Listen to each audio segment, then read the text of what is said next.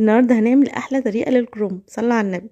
دلوقتي كده احنا بنيجي نقطع الكرومبايه، لازم نقطعها ورقه ورقه، ما نسلقهاش كلها على بعضها. في مره واحده جت شالت الروس وسلقتها كلها في الحله، للاسف لقيت فار ميت جواها، طبعا اضطرت ترميها بعد كده.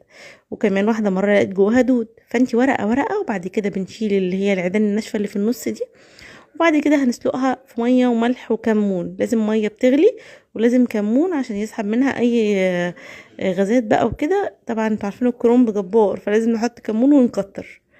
بص بقى، هبدا اسلقها كده في الميه السخنه. دي ميه بتغلي، وخلي بالك تكون بتغلي قوي. بصوا بقى، لو الريحه مضايقاكم ممكن تحطوا رغيف عيش بيسحب اي روايح نفاذه في الشقه. كمان ما تتكيش عليها قوي في السوا، ما تطلعهاش طريه خالص عشان ما تتهريش منك وانتي بتلفيها. يا دوبك بس تطرى طلعيها. بصوا بقى يا حبايبي، انا هشهدكم ان الكرنب ده بياخد معايا من ببدا كده فيه بخلصه بعد 4 ساعات مثلا. جوزي يقول لي لا